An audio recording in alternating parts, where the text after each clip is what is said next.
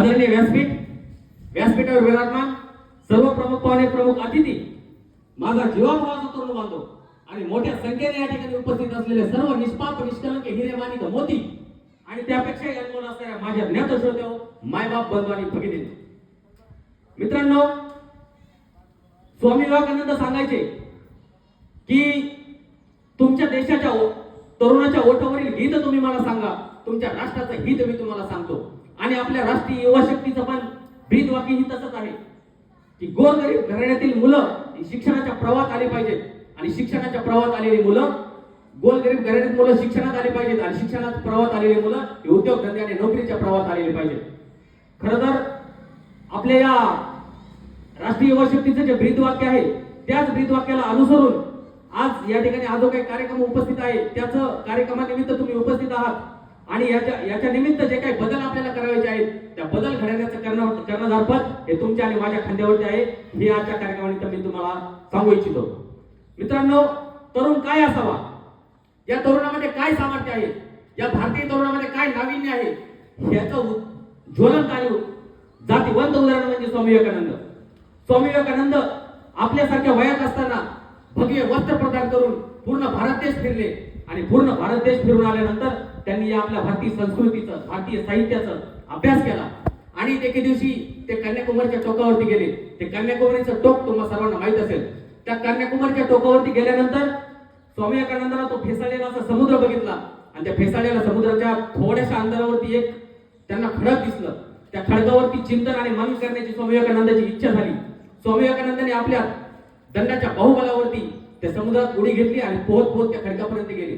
त्या खडकापर्यंत ते गेले असता ते त्या चिंतन आणि मननासाठी बसले. आपल्या भारतीय संस्कृतीचं त्यांनी पूर्ण भारतभर जे काय फिरले त्या साहित्याचं आणि सामर्थ्याचं त्यांनी ते चिंतन आणि मनन केलं. चिंतन आणि मनन केल्यानंतर ते परत कन्याकुमारीच्या टोकावरती आले आणि ज्यावेळेस त्या कन्याकुमारीच्या टोकावरती आले त्यावेळेस त्यांच्या हातामध्ये एक वर्तमानपत्र पडलं. त्या वर्तमानपत्रामध्ये त्यांनी एक बातमी वाचली.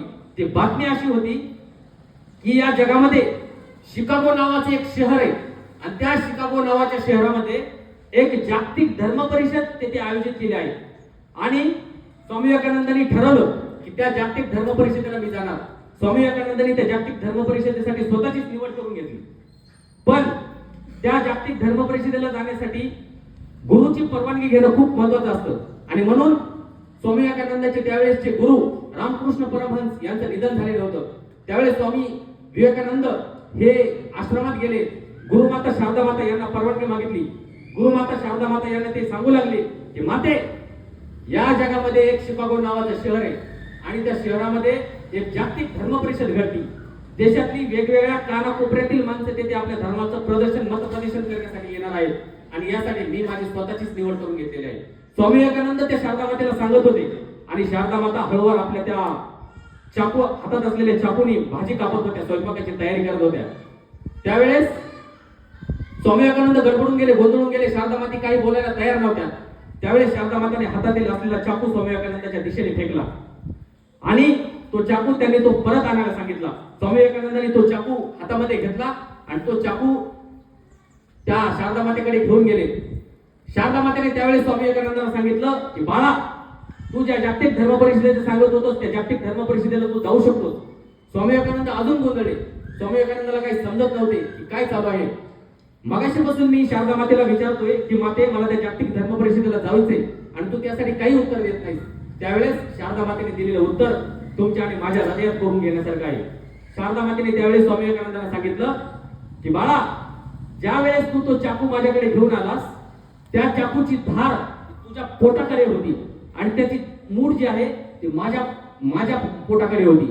ज्या माणसामध्ये या जगाच्या दुःखाची धार आपल्या पोटामध्ये सामील घेण्याची क्षमता तयार झाली आहे तो माणूस त्या जागतिक धर्म परिषदेला जाऊ शकतोस आणि म्हणून मी तुला परवानगी देते की तू त्या जागतिक धर्म परिषदेला जाऊ शकतो. स्वामी विवेकानंद अतिशय खुश झाले आणि स्वामी विवेकानंद शिकागोला गेले. काय केलं मित्रांनो स्वामी विवेकानंदांनी शिकागोला गेल्यानंतर? स्वामी विवेकानंद तेथे भगवे वस्त्र प्रदान करून घेतलेले होते. जगातील वेगवेगळ्या कानाकोपऱ्यातील आपल्या धर्माचा प्रचार, मतप्रदर्शन करण्यासाठी तेथे बरेचसे वेगवेगळ्या धर्माचे प्रतिनिधी तेथे आलेले होते.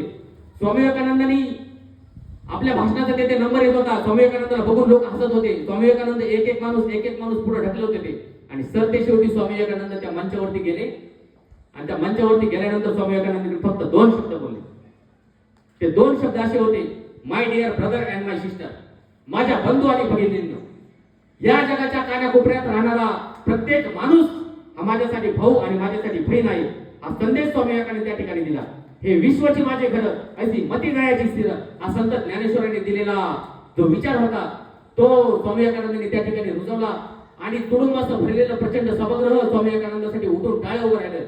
ते उठून उभं राहिलेलं सभागृह जणू काय सांगत होतं की काय तारुण्य आहे भारतीय तरुणांमध्ये, काय नाविन्य आहे भारतीय तरुणांमध्ये, काय विचार आहेत भारतीय तरुणाचे, की ज्या विचारांमध्ये या जगामध्ये प्रत्येक राहणाऱ्या कार्याकोपऱ्यामध्ये प्रत्येक माणसाला हा भाऊ आणि बहीण मानतो.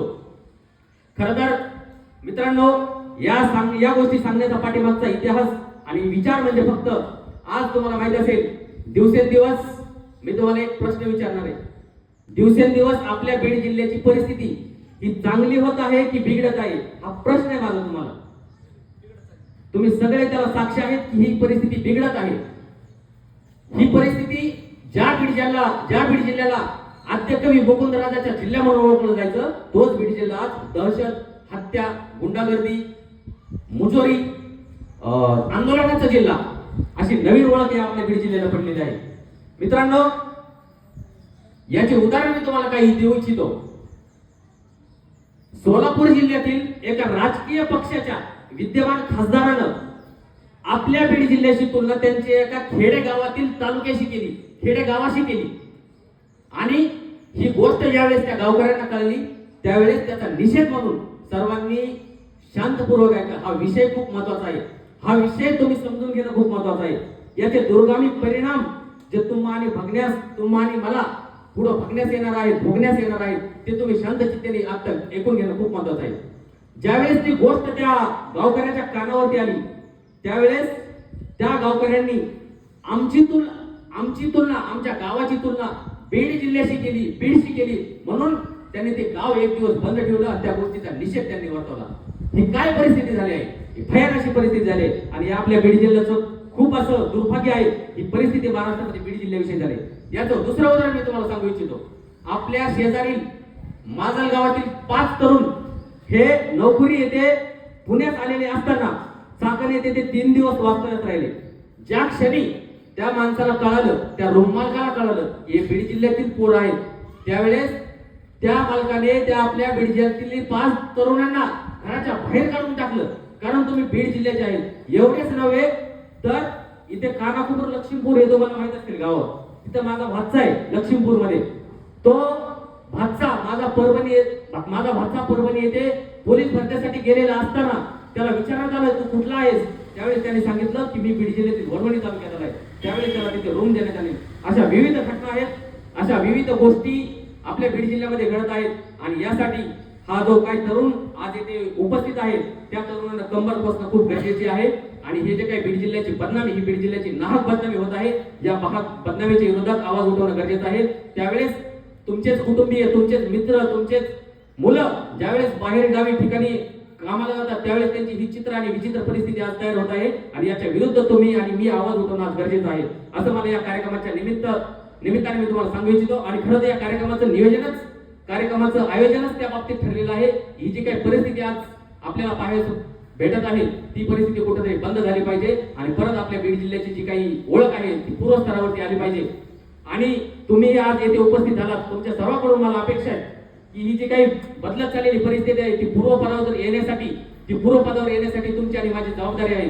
त्यासाठी होईल तेवढ्या वाईट गोष्टी तुम्ही सामील न होता आपल्या चांगल्या कर्मासाठी, सत्कर्मासाठी आपण पाठीमागे लागलं पाहिजे अशी अपेक्षा मी तुम्हाला यांच्याकडून बाळगतो. आणि ज्या राष्ट्रीय युवा शक्तीने अतिशय उत्कृष्ट असा कार्यक्रम या ठिकाणी राबवला आणि दुसरा वर्ष हा कार्यक्रम आपण दुसऱ्या वर्षात, आजच्या कार्यक्रमाचं दुसरं वर्ष आहे. या कार्यक्रमाने वर्षाची 100वी पार करावी अशी अपेक्षा मी या कोटोळे साहेबांकडून व्यक्त करतो. आणि शेवटी जाता कोटोळे साहेबांसाठी मी एवढंच सांगू इच्छितो, कोटोळे साहेब घेतलाच निर्णय लागण्याचा मग तलवारीची काय भीती. कोटोळे साहेब घेतलाच निर्णय लागण्याचा मग तलवारीची काय भीती. तयार हो पैलवान आणि लाव छातीला माती. ढाल बनवा तुमच्या स्वप्नांना आणि हिंमत ठेवा रोखण्याची. ढाल बनवा तुमच्या स्वप्नांना आणि हिंमत ठेवा रोखण्याची. आणि सांगा वरून जगाला, जोपर्यंत जिंकणार नाही तोपर्यंत थांबणार नाही, जोपर्यंत जिंकणार नाही तोपर्यंत थांबणार नाही. एवढंच बोलतो. आणि ज्या आयोजकांनी मला इथे बोलण्याची संधी दिली त्या सर्व आयोजकांचे मी मनापासून खूप खूप धन्यवाद मानतो आणि माझ्या वाणीला मी पूर्ण विराम देतो. जय हिंद, जय महाराष्ट्र, जय राष्ट्रीय युवा शक्ती. धन्यवाद.